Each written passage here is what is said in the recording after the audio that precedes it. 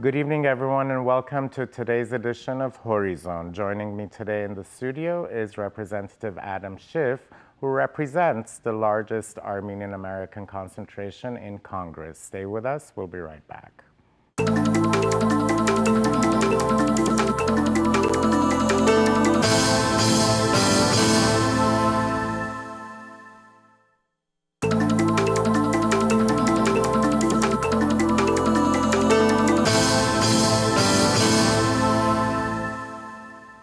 Welcome back, everyone. My guest this evening is Congressman Adam Schiff, who is no stranger to this studio. Welcome back, Congressman. Thank you. It's been a long time. The last time you and I spoke, since the last time you and I spoke, so much has changed here in the U.S. and Armenia as well. Something unexpected happened over the spring, where there was a revolution and a change in government led by the people, and for me the most encouraging part was that it was young people that were leading it. What are your thoughts about what happened in Armenia over a course of 6 weeks?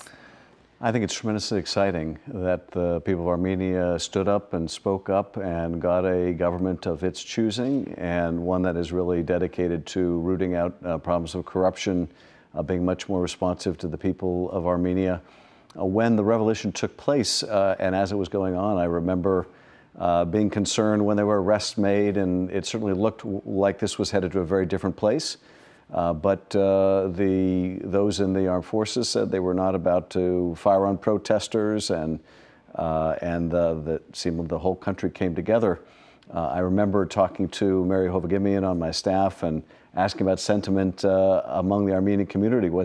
Was it divided along party lines? Was it contentious? And learning that it was actually quite uniform and overwhelmingly positive. And there is, I think, so much excitement, but along with that comes very high expectations for the new prime minister. In fact, I was there about 2 weeks after the revolution, and the people felt like they were taking a deep breath finally after all of those years. Do you think that these changes are going to have a positive impact on U.S.-Armenia relations? I think they will. Certainly, I think there's every reason for optimism that a lot of the issues that we worked with Armenia on will make significant progress in terms of further entrenching the rule of law, making sure that there's remains a space for civil society organizations and nonprofits, that some of the efforts to curb speech will abate, and that we can improve where Armenia is on the index of rule of law and dealing with the anti-corruption efforts. Have you been following some of it? How does it feel to see these types of some of the most interesting revelations that have happened in the past couple of months? What are your thoughts about that? Well, I was, quite shocked about the arrest of the former President Kacharyan, but I also had the opportunity to read the speech after 100 days and how the new government looks and how it's approaching the challenges in Artsakh and challenges in the economy, and the commitment to essentially letting people guide the future of the Armenian government. So I think it's very encouraging. The biggest challenge, I think, for this new, young Armenian government is going to be meeting these extraordinary expectations. In my experience, and not just with Armenia, but really dealing with countries around the world, trying to root out corruption is a very difficult process, particularly if it infects not only law enforcement, but the judges and the whole system, the business licensing organizations and whatnot. So it's not something that can be accomplished overnight, and I hope the Armenian people recognize they're going to have some patience about this. Even with the best and brightest in the new government, it's going to take time. And we are a patient kind of people. Some of the issues that you've advanced in Congress about U.S.-Armenia relations, certainly this double taxation issue, and also encouraging more investment. Do you feel that these types of changes are going to maybe make it easier for other members of Congress to jump on? I do. I certainly think that the case for example, fast-tracking the tax treaty so we don't have double taxation gets new momentum given the changes in Armenia. In one area where we would have had probably the most dramatic positive impact, we've had a different kind of setback, and that is the MCC, the Millennium Challenge Corporation, because one of their criteria is you've got to meet these indicia of anti-corruption and democratic institutions. Armenia had met the criteria, then had fallen below the criteria, and now it was well on its way to meeting the criteria again when it fell out of compliance with a different criteria, and that is you have to be a lower middle income nation. And the World Bank just found that Armenia's median income is now, I think it is, I want to say $3,936 a month, which puts it $40 over the limit. And that may disqualify Armenia. And apparently that number is not negotiable. So we may need to look for other ways to support Armenia bilaterally and economically, and I've written to the State Department to explore how we do that. I mean, it's a good thing for Armenia that its median income has risen in the past couple of years, but talk to me a little about other avenues where a similar project can be done with U.S. assistance in Armenia, which was actually to do STEM education in rural areas and in the urban areas. Exactly. Well, and one of the reasons why I was so, on the one hand, encouraged because the median income has gone up and you want it to go up, and I hope it continues to go up, but that we lost eligibility is because I think that STEM program is such a valuable one. I mean, it's been a dream of mine for probably the last 15 years that Armenia become the Silicon Valley of the Caucasus. Blockaded the way it is, landlocked the way it is. One thing you can't blockade or landlock is intellectual talent and capability, and being able to further develop that with a good STEM program was a win-win. So we'll have to find other ways of doing it, and one of the other ways of doing it is, we have an appropriation process and a foreign assistance process, and where the government gives grants quite separate apart from the Millennium Challenge Corporation. We used to be able to specify precisely what amount would go to Armenia. The Congress has moved under the GOP to a different process where there's kind of a generic listing of the countries but no specific amount listed. That's been a problem. It's frankly a bigger problem vis-a-vis Artsakh than Armenia.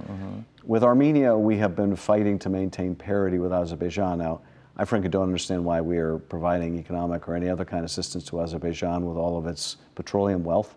But we need to, I think, look at ways to partner with Armenia to help this new young government along, to help it succeed. It's in Armenia's interest, it's in our interest, and we ought to try to make that happen. We're going to pick up on that when we come back from our break. Stay with us. We'll be right back.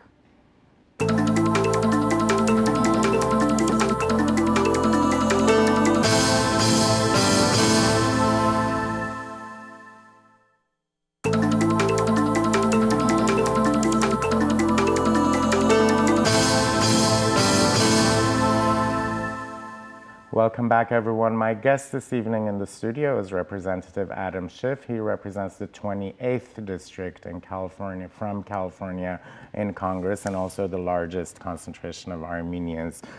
Before the break, we were talking about the appropriations process, and it seems that there's been some changes under the new administration. Well, it's no longer new, it's in its second year. What are those changes, and how does that impact a nation like Armenia? Well, probably the biggest change is a real de-emphasis on diplomacy and development. So the State Department is a shell of its former self. They're trying to... Oh, yes. Oh. They're trying to essentially attrit about a third of the department. I had 3 of my Armenian constituents go back last year from meeting with the State Department, and they told me that the lights were literally going out in the building because they're on a motion detector, and there's not enough motion in the building to keep the lights on. So, with a de-emphasis on diplomacy and development, there are a number of negative repercussions. One is that Without those tools in the toolbox, you're much more reliant on military power to implement your policies around the world. That obviously has a whole host of problems associated with it, but also it means that the resources and the personnel that are available to help emerging democracies, to help countries that are in transition, is that much less, and that's a problem. Now, there are areas in which the geopolitical situation is changing that I think are beneficial to Armenia and to Artsakh, even if they're detrimental in other ways. And one of them is the deterioration in the U.S.-Turkish relations. Turkey has gone in a completely authoritarian direction under Erdogan.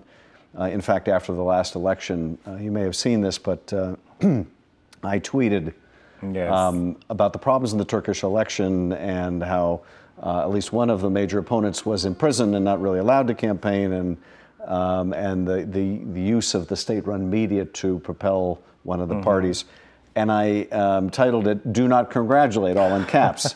And it prompted an immediate response from Erdogan's spokesperson, basically saying, "Congressman Adam Schiff, shut up."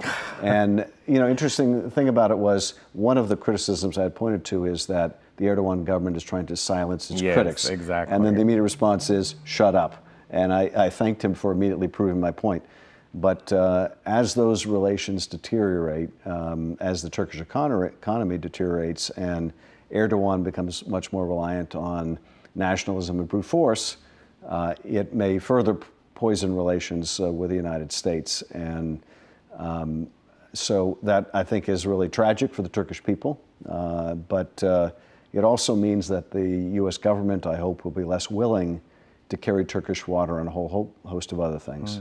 It was actually kind of surprising to see the president, threatening sanctions against Turkey, something that we've talked about certainly in the last,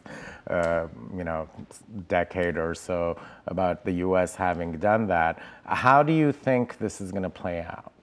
Well, a lot of the focus on the implementation of sanctions is over the continued incarceration of this American pastor, who should be released, and this is inexcusable. And Erdogan seems intent on using as a pawn to make certain prosecutions in the United States go away or exact certain concessions from the United States. And so you now have this direct conflict between the president and a lot of his backers and Turkey.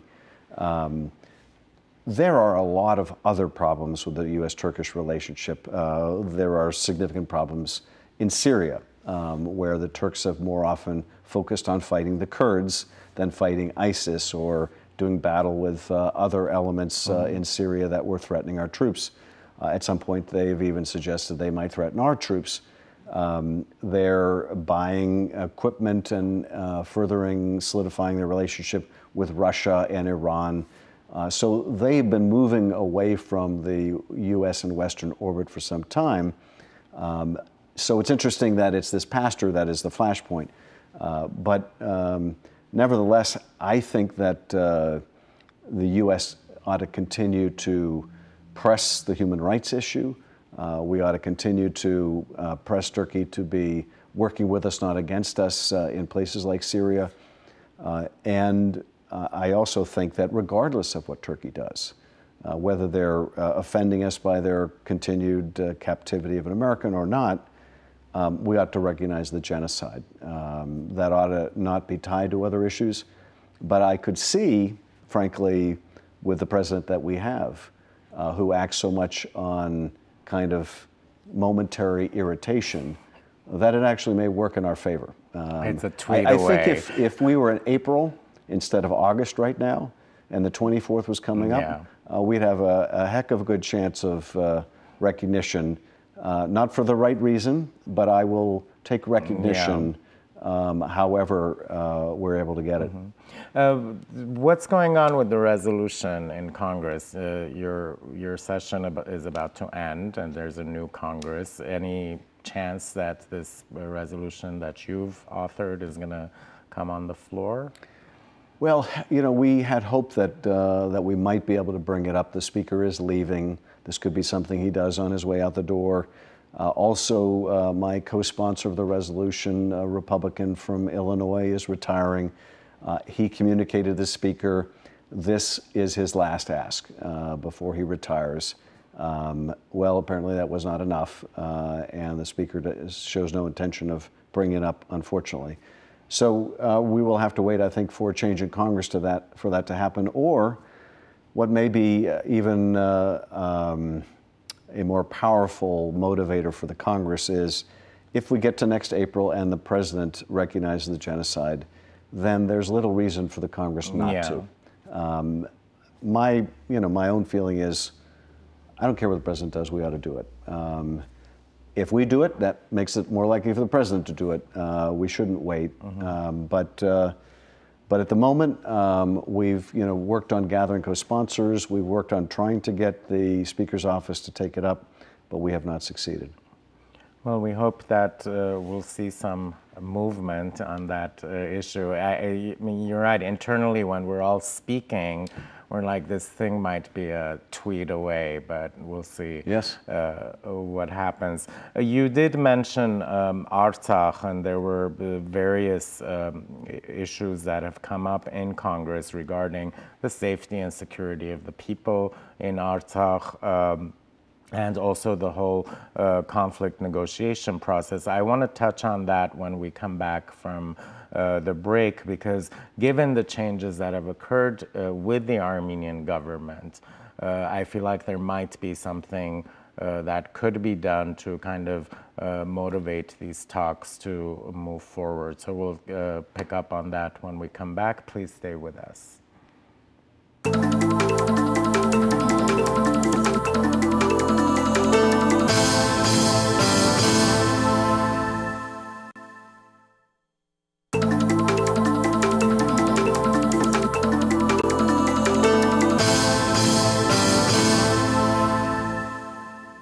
Welcome back, everyone. We're catching up with an old friend, Congressman Adam Schiff. Welcome back again. We left off right before the break about talking about the Armenian genocide resolution in Congress. Is there any way that you feel that this issue can move forward within I have an initial thought I want to share, and this may sound like a flippant suggestion, but when you look at who the President has surrounded himself with, John Bolton, Mike Pompeo, neither of them on the natural are genocide recognition supporters. But then let's face it, a lot of the people in the previous administration, those positions weren't either. The President has shown a willingness to ignore all of his advisors on certain occasions. And often when he does it is when he sits and watches Fox News in the morning, Fox and Friends. He listens to whatever they say, and then he seems to regurgitate it no matter what his advisors are saying. I think it would be valuable to have, if members of the Armenian community have a relationship with that morning show and can arrange for people to be on that show in April of next year talking about why the President should recognize the genocide, that will get through to the President in a way that seeking meetings in the Oval Office, seeking meetings with the Secretary of State and whatever, may not. And that is tragically how this administration operates. When you want to audition for a job, you go on Fox. When you want to get the President to do something you want to do, you don't go to see the President, you go on Fox. And so this would be a way of the community directly communicating with the President. Actually, interestingly, when the whole thing happened with the sanctions, segment on Fox Business did urge Turkey to recognize the genocide. So you're onto something, and we'll follow up. But coming back to Artsakh, there's a Royce Engel proposal to add certain security measures and to see who's actually starting everything, the monitoring issue and the increase of the monitoring along the line of contact, which I like to call it the Artsakh-Azerbaijan border. How do you think this could move forward? Because we do have an administration, as you've just depicted, that perhaps Artsakh is not one of the lead things on Trump's mind, but I'm sure someone at the State Department is manning that store. I think this may be one of the most important issues that we're talking about this afternoon, because This is one of the real flashpoints in the world, and it's the kind of situation where it erupts into warfare as it did in 2016, and the rest of the world asks the question, where is Artsakh, and what is this all about? And it doesn't get to people's attention until it's erupted into war. Now, that prospect is a terrifying one. I mean, the war that took place in 2016 cost lots of lives, but it could easily spread in a way that it didn't, well worse than it was, and it was already awful. We have been trying to insist on the installation of ceasefire monitoring equipment along that line of contact. Artsakh supports it, Armenia supports it, of course Azerbaijan does not. They don't support it because they know they're responsible. They're the provocateur. And one issue that I took strong disagreement with the Obama administration is that when Azerbaijan would provoke conflict along the line of contact, the response of Minsk and the response of even our own representative was to call on both sides to cease the violence.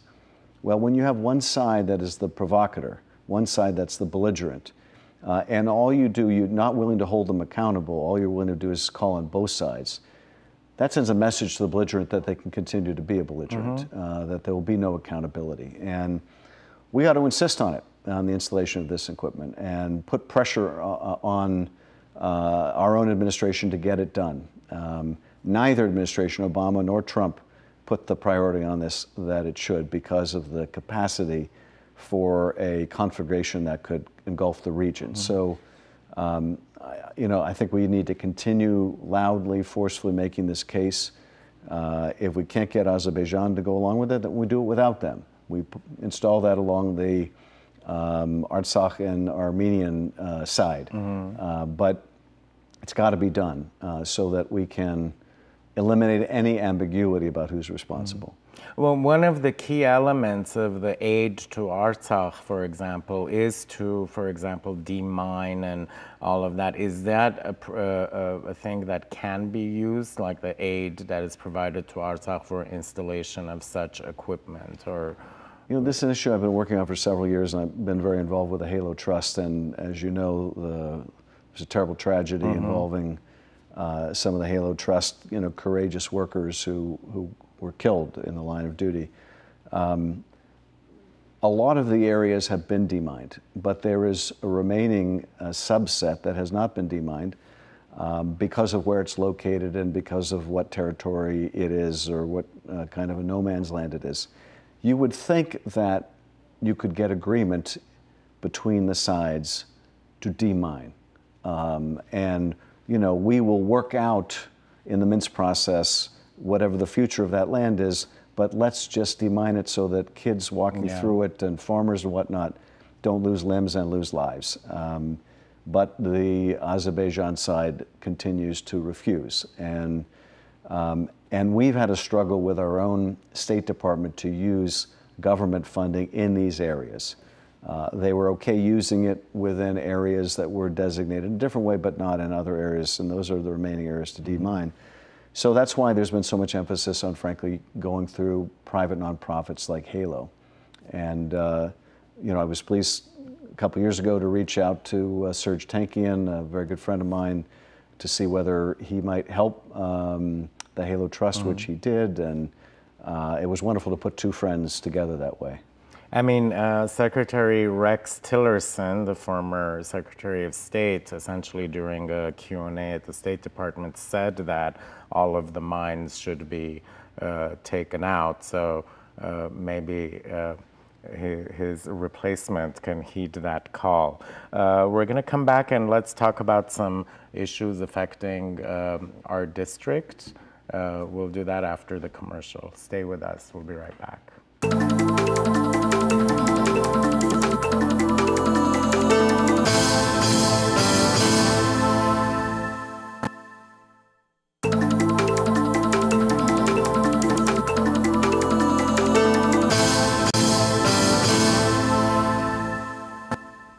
Welcome back, everyone. We're continuing our conversation with Representative Adam Schiff. We were talking about Artsakh before the break and the whole Karabakh negotiation process. Prime Minister Pashinyan, when he came to power, the next day after being sworn in as prime minister, he traveled to Artsakh and said that he feels that Artsakh should be at the negotiation table, which was the case up until 2003 or 4. What are your thoughts about that? I think the Prime Minister is absolutely right. I mean, it is the fate of Artsakh that's being discussed, and to do that in the absence of those most affected makes no sense to me. I'm sure that Armenia well represents Artsakh's interests, but not as well as Artsakh can represent their own interests. And so I think that is abundantly clear and the right direction to go. So I think he's absolutely right. What's going on with the elections? What are your thoughts? How's it going to turn this November? You know, I feel very optimistic.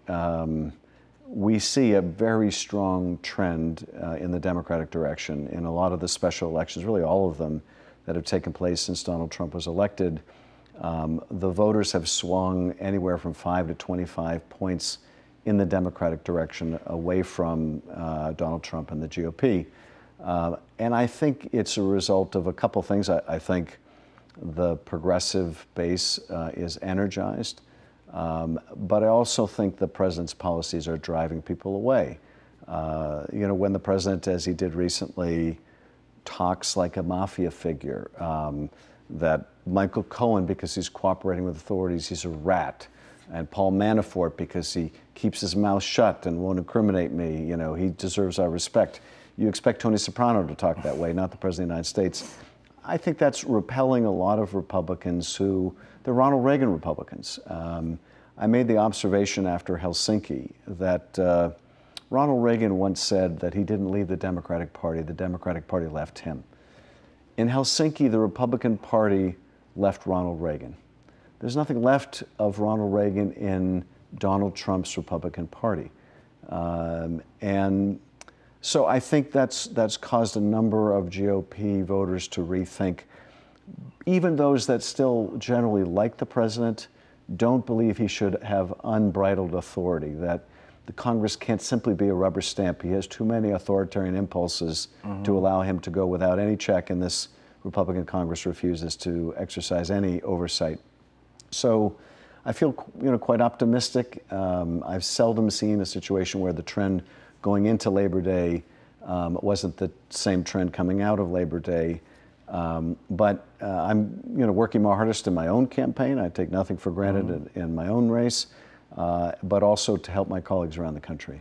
So how is it being in Washington, like a day like last Tuesday when back-to-back my phone was going off, Manafort, Cohen, the congressman from here who was Duncan Hunter. Yes. Yeah. I mean, it was back to back. I could imagine sitting in Los Angeles and reading this, but you are in the thick of things. What happens when days like that happen, and what do you do?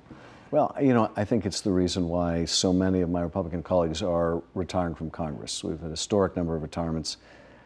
Many of the others are just you know, wary of sticking their head up out of the foxhole. They don't approve of what the president's doing, but they don't want to criticize him either.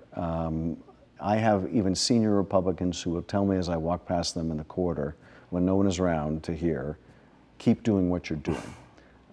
Because they know it has to be done. They know that they need some oversight of this president, some check and balance, but they don't feel they can do it. They're afraid of angering the Trump base in their own district.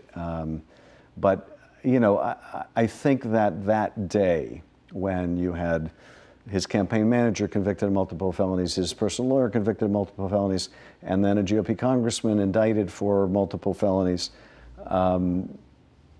folks who supported Trump because he promised to drain the swamp look at a day like that and they think, my God, the swamp is worse than ever. Yeah. We went from no drama Obama to a presidency where you can't go 2 hours without drama. And so I really think there's a hunger for a return to normalcy, a return to decency even. And I think that is really motivating this shift we see in the polls. Well, we're all watching the November elections very carefully to see what happens. It's going to impact all of us. What's going on in the district? Are there any new projects that we can look forward to emanating from your office, or is there something you'd like the voters to engage in through your office that you can talk about? Well, one that I'm very excited about is something I've been working on now for quite a while, and that is the Rim of the Valley corridor expansion. And this would double the size of the Santa Monica Mountains recreation area. A lot of our constituents are very big supporters of open space and the environment. They like hiking, they like the beautiful hills around them and wildlife. They like when Meatball the bear used to come into La Crescenta and the fact we have a mountain lion in Griffith Park. And they want to preserve those wildlife corridors. It took me years to get the bill passed to study the expansion under George W. Bush, but we did. It took me years to get the funding under the Obama administration to complete the study, but we did. The Park Service ultimately recommended doubling the size of the park, which was terrific. We've now introduced a bill to basically make it so, double the park. We have the support of every member of Congress, bipartisan support affected in the region. And I think we're about to get our first hearing on the bill. And so I'm hoping we're coming close to passage, which will be the culmination of really a decade and a half of work. And can your constituents do anything? Should they call their neighbors who are in neighboring districts and ask them to vote and stuff? Happily, the representatives in the area have all come out in support. A number of the cities are, and it's worthwhile for constituents to check, has their city come out in support and passed a city resolution to help. Beyond that, most already weighed in when the public comment period was open, and there were thousands of people who responded, and the vast majority, other than a small handful, were supportive of the most aggressive expansion, which would have been a trebling of the park.